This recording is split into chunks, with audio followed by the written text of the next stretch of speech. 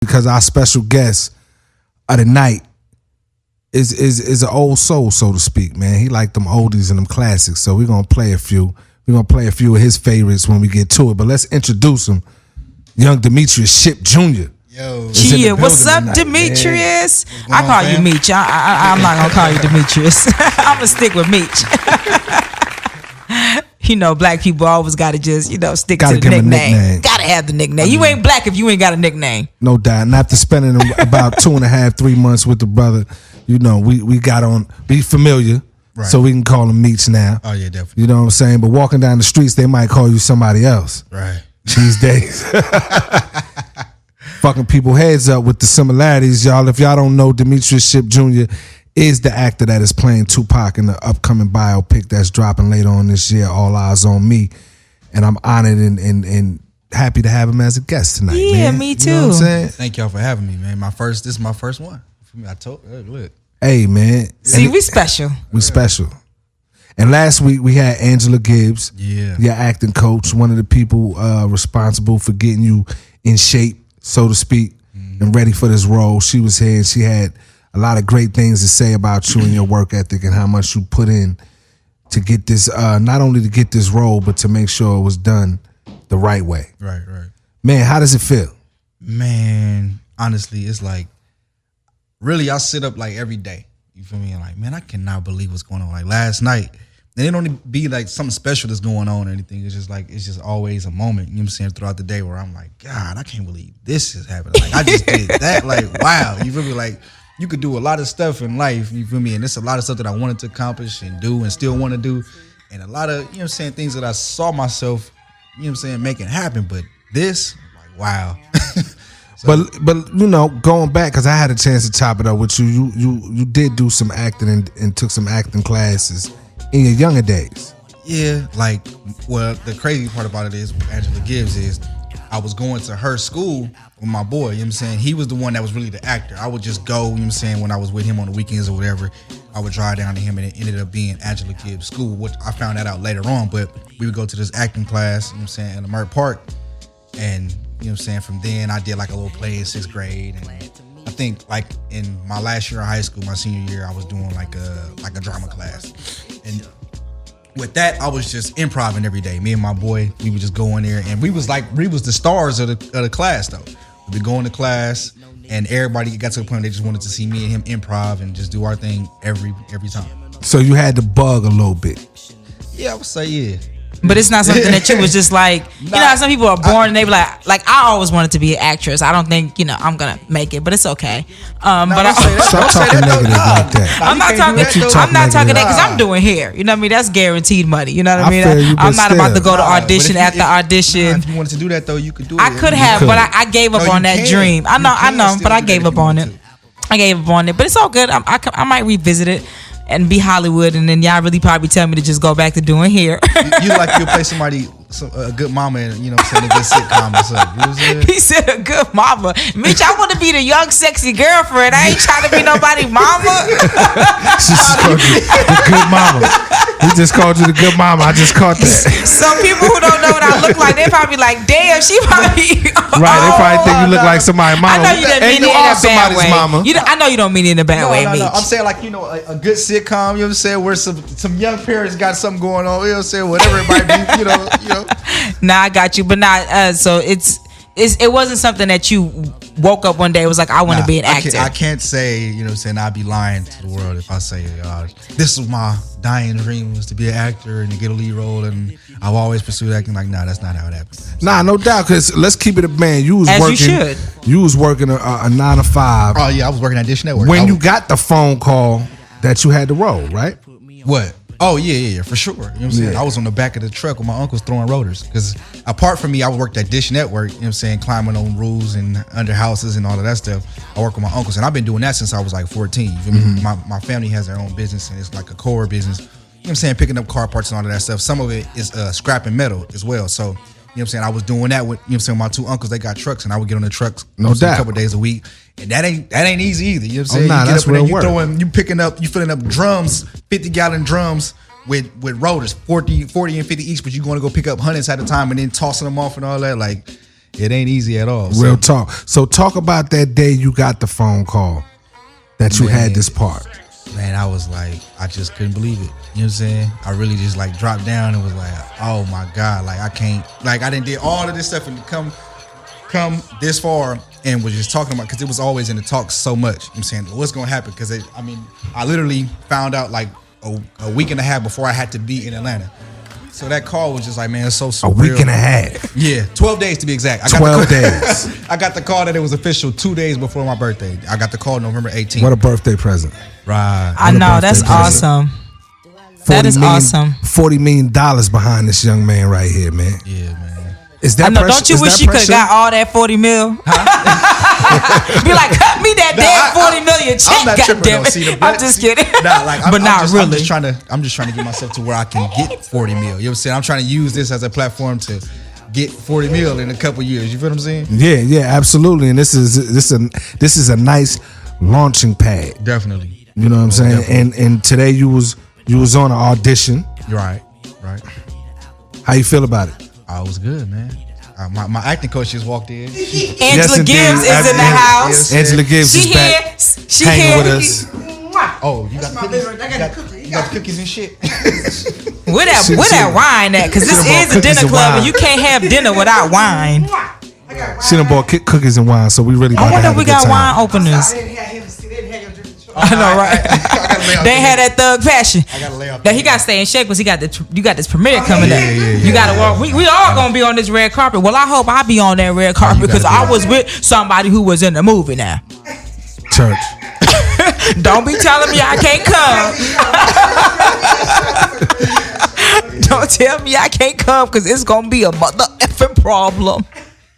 Okay. Thank you. what else I'm gonna say to that? Put some respect on my red carpet. No, look. What else I'm gonna say to that? All three of us. Yeah, that was like a little low key threat. You know what I'm saying? So, you know, I recognize it real loud. Right.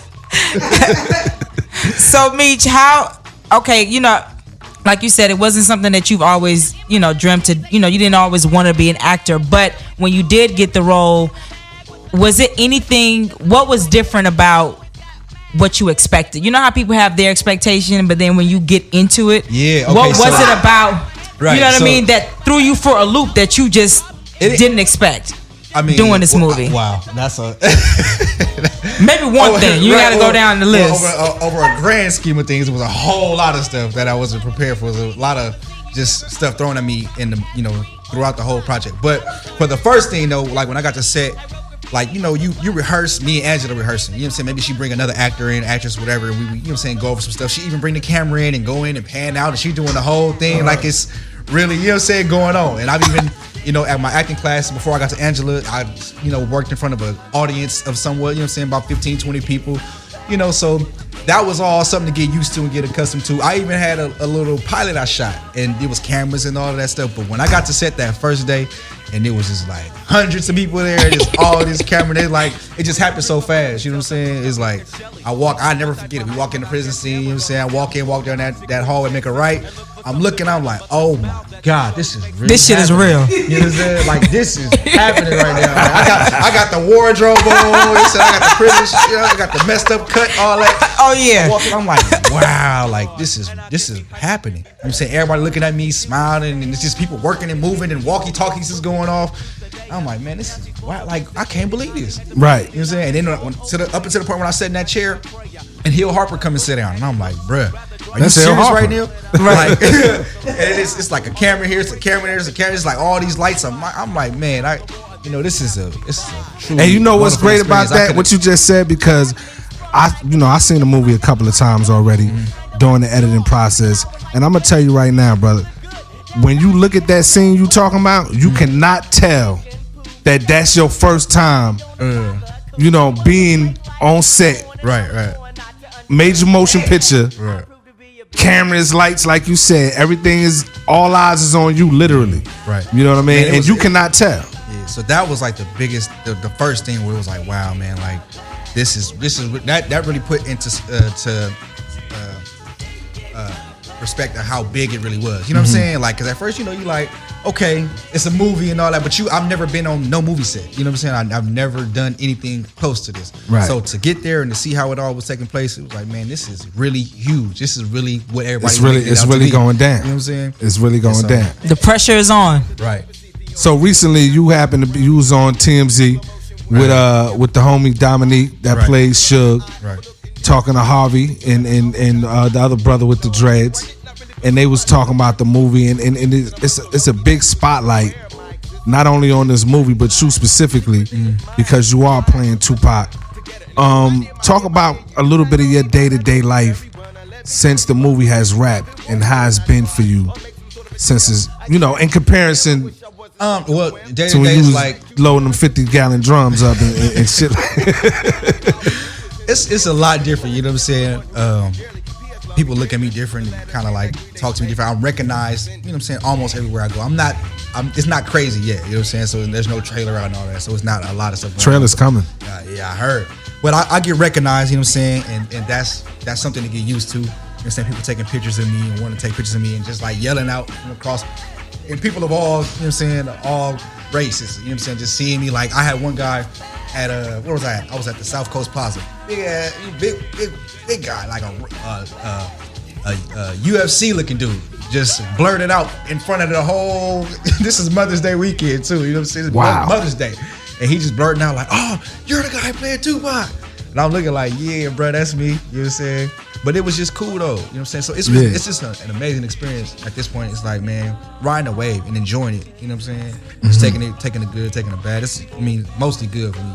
No doubt. Yeah. And another amazing thing that a lot of people don't know, and they will know soon, but they gonna hear first at the dinner club, is your pops actually produced one of Pac's records. Yeah, my pops produced Toss It Up. Toss It Up. Yeah, featuring KC and JoJo and Danny Boy and Aaron Hall. Yeah, one of Pac's last records. Yeah, that was the last video that he dropped, right?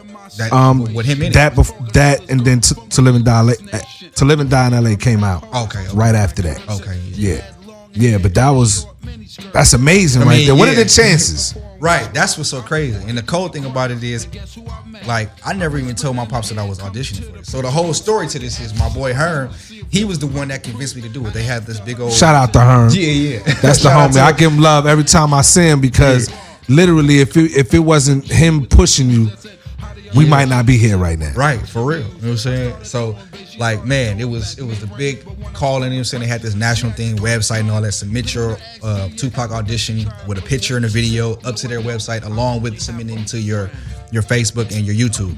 So, man, I waited till like the last day, I told him first of all I wasn't gonna do it. Then I was like I would do it, and then I was procrastinating the whole time.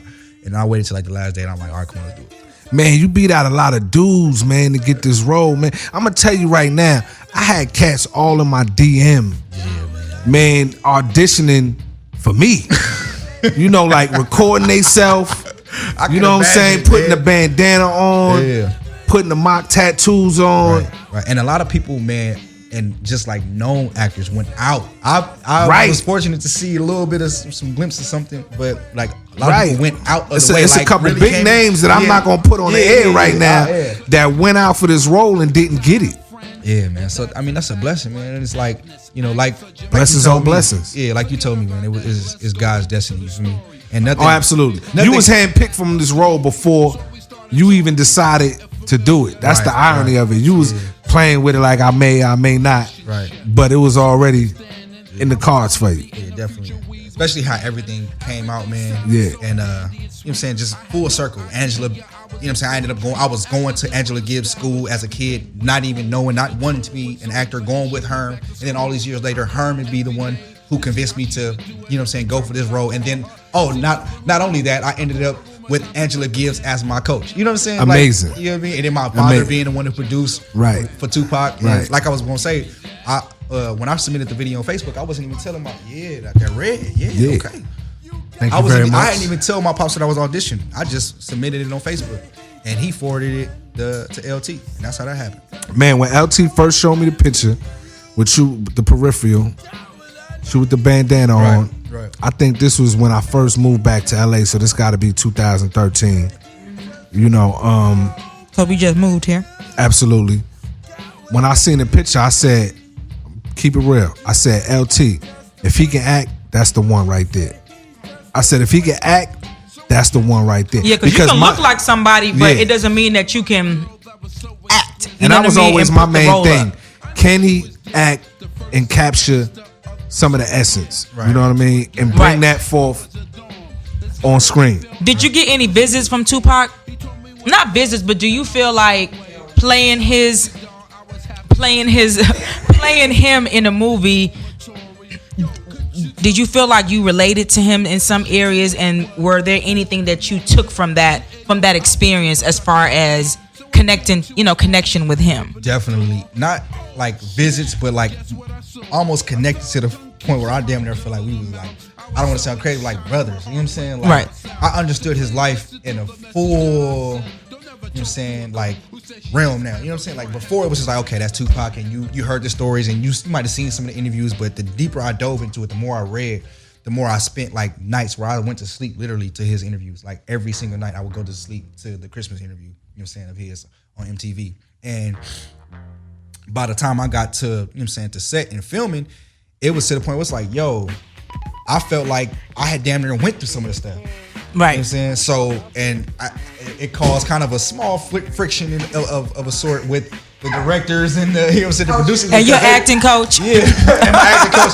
Because I'm like, nah. You probably became Tupac. It was some of your mannerism probably was Pac, and be like, you know what, he on his Pac shit today. I'm like, y'all wrong about this. Like, I wouldn't be cool with this. I wouldn't, you know what I'm saying? Like, right. I'm talking like I'm in character. You know what I'm saying? Like, man. And that's what I loved about you when I first got to the set finally, and I first got a chance to meet you and see how really passionate you was about this shit. This wasn't just another gig, and I was happy that you were a newbie, so to speak. You were a new actor, because I felt like a seasoned actor or an actor that has had experience, this might have just been another job for him. Right. You know what I mean? And I mean, you can ask Angela. When I told her this, I'm like, man, this is not that at all, not even in the slightest. You know what I'm saying? You do this has to be great. And I didn't approach it as with nothing else. You know what I'm saying? Like, going into this job, it got to be great, and it got to be respected, and it got to be portrayed to the utmost. You know what I'm saying? I can't half-ass this at all. There's no way in the world. If there's one person on ever that's gonna do, you know what I'm saying, a movie about it, got to be done right about Pac. Period. Without a doubt, 1,000%. You know I got to throw something on there. Come on, Angela. I have my show already, but I'm here, so no. She gonna come in and she got an open door policy up here, so you might hear again. And it ain't always gonna have to do with the all eyes on me or acting. She might just stop through. That's she got something to motherfucking say. That's what I'm saying. But that's how people I just gotta say, on Demetrius' behalf, man, I never said this to you, but there was a time when I went up to your spot and we were working, and I promise you, I didn't say nothing to him because I didn't want to ruin it. I didn't want to mess with it, but I had a chill that went through me. The way you were dressed, the way you were sitting, the way you were looking, you know, the eye contact. I felt like Demetrius had left the building, and Pac. I felt like I was sitting there with Pac, across from Pac. I agree. You know what I'm saying? I saw it, felt it. And then there was another time, I won't go too deep because we have our private, confidential stuff, but I want to just say this. There was a time I saw tears in his eyes because he was feeling his pain so much. Mm-hmm. Yeah, as the actor. And he said, I just want to honor this man. So I'm going to cry thinking about it. So that's all I got to say. Peace. I know that's right. But that's real though. That's real talk, Angela. Nah, but like, I know exactly what night she talking about. Like, that was real. You know what I'm saying? And it was because, like, and that's, I was defending him. It almost made me feel like, I don't want to say it was me, you know what I'm saying, but it's like, yo, y'all can't do him like this, you know what I'm saying? And that's what was so important to me, is like almost to bring light to the truth of who he was and how he got to be who he was. Because everybody just got this perception of Pac, like he was wild, crazy, and you know what I'm saying, you know, right? You know what I'm saying? And he was had that side because he is a Gemini. But the other twist to the story is that the other side to the story is that what did it take to get him there? What happened? What were the courses of life that he had to go through to get there? And my homeboy told me a quote, and I'll never forget it, and it goes perfect with this. People will always judge you by your choices, but they will never know what options you had to choose from. You know I know that's right, real. brother. Don't drop that science at the dinner club now, Meech. You gonna have these people try to check you out there. He got some wisdom. This boy smart. Cause that's what we about up here, man. You are what you eating up here. You eating that good food, man. And you eating that good knowledge. He just dropped something real heavy right there, man. You know what I mean? You can't judge a man until you know what he's dealing with, and that's one thing we talked about too on set. You know, you was emphatic about making sure it was understood what made him tick, so to speak. Right, and I think this movie does that somewhat. You know what I mean? It doesn't give you 100% because we'll never know all his thoughts. Right. But it does give you an insight on what made Pac Pac. So you don't get caught up in the fact that, you know, he had days when you look at him and you be like, yo, that nigga gotta be crazy. Right. You know what I'm saying? And that's what they used to say. You know, one of Vibe magazine's highest selling covers was him in a straitjacket. Right. You know, and the title was "Is He Crazy?" Right. You know, because everybody during that time just thought he was just wild and reckless and that's what a lot of people don't know.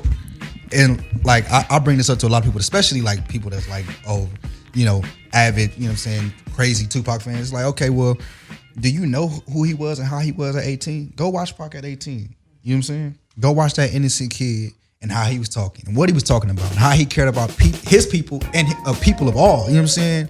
And you tell me where you think, how you think he just got from point A of that, you know what I'm saying, being cool and calm, collective, and, you know what I'm saying, regular innocent kid to this, is he crazy guy? You know but crazy is good. I think crazy is good. That's the problem. People don't want to be insane. But when you say the word insane, that means inside you are really sane in your own sanity, in your own understanding. And others may not understand it, and that's why they call it crazy, because it doesn't make sense to them. Right. And but it's good. I think overall he was just one of the most misunderstood men to ever, you know what I'm saying? Most crazy people are misunderstood.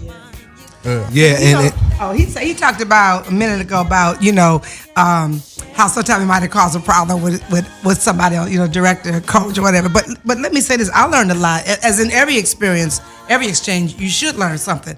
And when you said defend, that's really what was going on. Sometimes was he was living and walking in his shoes. We were not. We were guiding and, you know, trying to get something that looked a certain kind of way, but there was a point in time where he would say, you just got to trust you, Angela, that you gave me what I needed, because he was living it. The pulse was coming through him. And I did have to learn how to back up and say, he's defending Pac. Right. He's defending his right to be this way right now. Right. You know what I'm saying? Whether I agree or not. And that's where the collaboration and the freedom has to be. Because Pac was that way. Pac was like, I'm doing it this way. He was a free thinker. That's where the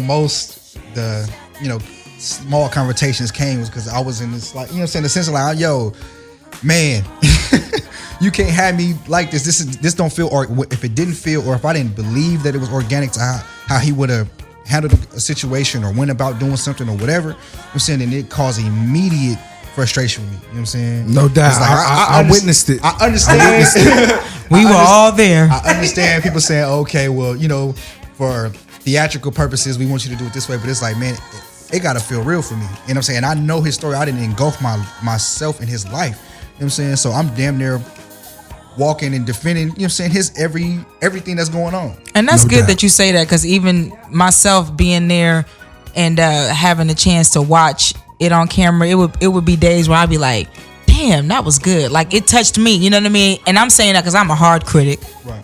Doesn't matter who's in front of the camera. And I was just like, this is going to be a good movie, because if a scene, you know what I mean, that's not all the way edited with the music and the emotion behind it, you know what I mean? Right, if it can catch you in the moment, then it's, to me, I felt like that was a good sign. I was like, wow, people are going to be really moved at the end of the movie. And the biggest thing I wanted to say, like Angela touched on, is it's opportunity for me, it's like to honor his life, you know what I'm saying, and pay tribute to him. And that's what I really wanted to do, you know what I'm saying? Like, completely, you did it completely. You know what I'm saying? So that's how I attack this. Like, I'm not gonna let myself slack off. You know what I'm saying? I'm not gonna half-ass it or nothing. It's serious every day I'm there, and I want to give people the best of ability of me to bring Tupac forth that I can. You know what I'm saying? And I don't want to have it at all. You know what I'm saying?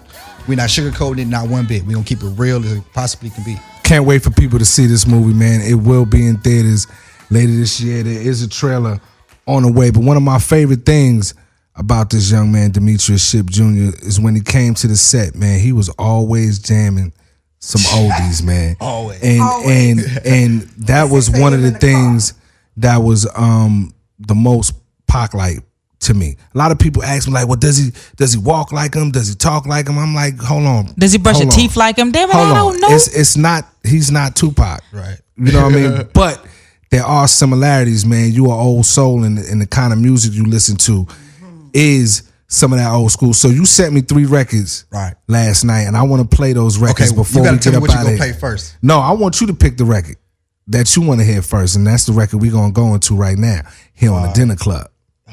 What's 3 that I sent you? I know. Oh, Angela's here. Play I Want You. Marvin Gaye. I Want You. They gonna think you want your coach now. You know it's gonna be a rumor. Meet you want his coach. I want you. He don't want me. No. He want the star. Angela, you is fine though. You is fine. Yeah. So look.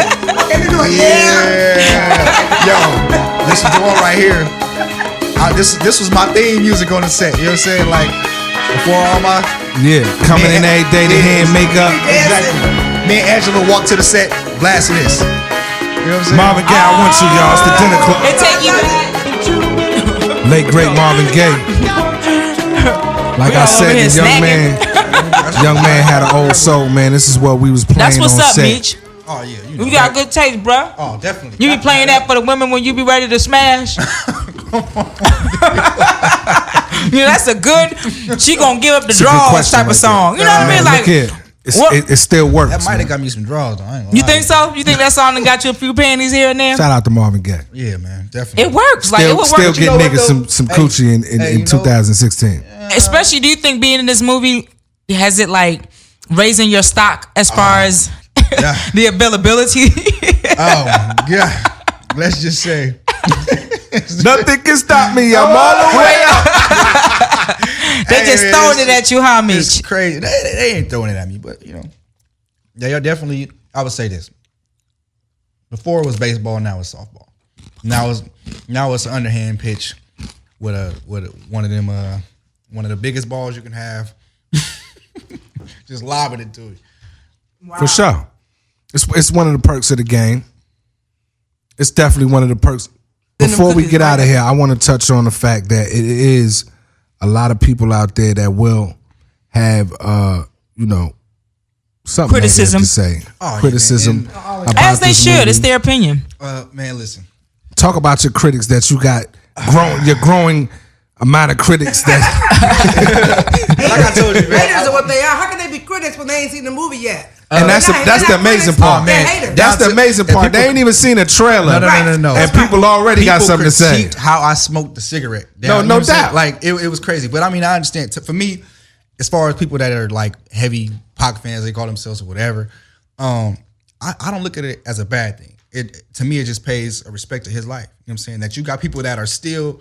And the amount of people that still love him to this day, this man. Is 20 years later. You got it. You know what I'm saying? This ain't 2 years ago, a year ago. This is like 20 years later. There are still people that'll go hard for Pac. You know what I'm saying? And I get people hitting me up every day telling me how much of an influence Pac was on their life. And these are people that's younger than me. You know what I'm saying? I'm 27. There's people that's like my uncle and my father. I got a library full of screenshots of people hitting me up and just telling me how much love they got for me and for taking on the role and how much they love Tupac and what Tupac meant for them and how congratulations and all that for me. So like it don't frustrate me. The love far outweighs the hate. And let the people have their little voice because that's all they got. You know what I'm saying? If it makes you feel like you had to say so, it's all cool. Yeah, you know what I mean? In this movie and you have your opinion that you want to voice because that's what social media is about. It's about people voicing their opinion, whether it's positive or negative.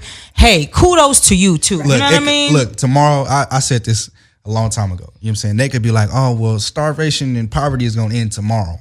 And somebody gonna be on, what the hell? Why would y'all do that? You know what I'm saying? You can't please everybody. Right. Somebody's gonna really have a problem if if there's world peace and you know what I'm saying, people are so true. Like for real, that's real. So you can't. And that's good that you got that attitude, because if you didn't have that outlook, then for a lot of people it breaks them. You know what I mean? And then they be arguing back and forth with the people, and it's so silly. Let me see what happens. And in this business, of course, Angela, you can attest to this. You got to have some thick skin. Yeah, that's some thick skin. Because I remember reading something where someone said, if you get through life with people not ever criticizing you or being mad at you, then your life's been a lie. Yeah, you ain't really do much. You ain't dream big enough. Mm-hmm. So there you go. So I just say, you know, the birds are gonna keep chirping, the bees are gonna buzz, the flowers gonna bloom. Life will go on. I know that's right. Demetrius Shipp. Well, that was some Shipp wisdom. Yeah. Life is, at the end of the day, life is gonna go on. You know what I'm saying? What you let bother you and to get to you is, you know what I'm saying, that's really just who you are. You know what I'm saying? But me, I'm confident, and I ain't worried about nobody's opinion or nothing, because at the end of the day, my life is gonna go on. And that's just really what it is. And one more thing before we get up out of here, man, I want y'all to know that acting is not the beginning and ending of this man's talent. I don't watch him play the drums. Oh yeah, man. He did the Millie Rock. The man is multi-talented, y'all. If you can Millie Rock, then you got talent, because I can't Millie Rock for shit. Talk about what's in the future for Demetrius Shipp, man, Junior, besides acting. Definitely some music, man. I'm a producer, so you know what I'm saying. Me and my father got a label. We started, got some dope artists pushing that. I got some other deals on the table, some other things in the line. You know, we ain't gonna talk about that right now. Some big money, y'all. Big money. Don't let the haters know your next move. That's because they'll be trying to run up to the place and stop look, your at the end shine. of the day, look. God gonna have it happen how He wanted it to happen, and there's nothing that nobody can do about that. You feel me? So anybody can say, they can be as frustrated as you want to. I'm gonna tell anybody the same thing. You got a problem with it, take it up to whoever, you know what I'm saying, your higher power might be. Church. Be mad at, talk to them about it, because it ain't gonna change. It already happened. Absolutely, absolutely. Right. I know that's right, brother. You done came up here and dropped some wisdom on me, and I'm 36, you 27, brother. You better watch out now. Watch out. Watch out to me. Hey, hold on. What you taking? We going out of here? Yeah, we getting up out of here, man. But he's gonna play the last two songs too. But are you gonna play the last two joints? Yeah. Okay. What you want to hear? Okay, look. So this is another trippy story, right? So one of the scenes that we got, I can't say exactly what it. Can I say what the scene is? Go ahead. It's like a Marin County scene. I just give it to you like that. So it's a Marin County scene. So the whole day on set, I'm singing Frankie Beverly Mays, Golden Time of Day, right? The whole day, and then I get to you know what I'm saying? So then I get to the scene that we about to start shooting, and I'm singing it, because you know what I'm saying?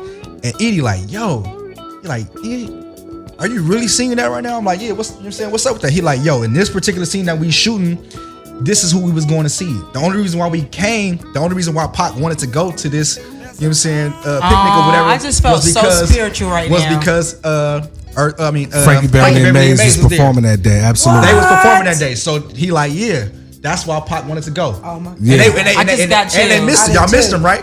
Yeah, I mean, because obviously, wow, whatever happened. We got matter of fact, we got there right when it was ending, when it was ending. But that's the reason why when they was getting on stage. Reason why he went to the Marin County thing. You know what I'm saying? And I was singing it the whole day. The whole day. True story. Damn. Can't make this shit up. Certain things are meant to be, man, and I want to thank Demetrius for coming through. I want to thank him for taking on this role for my homeboy and all the Pac fans out there that's been waiting 20 years for this movie to come out. Can't wait for y'all to see it. Thank you, Angela, for coming through again with some wine. You are always welcome. With some of that, both of you. Some of that always. Jesus juice. Both of you is always welcome. I'm gonna come back.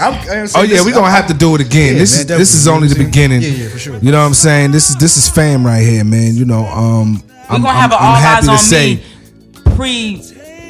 are we? Are we? What is it called?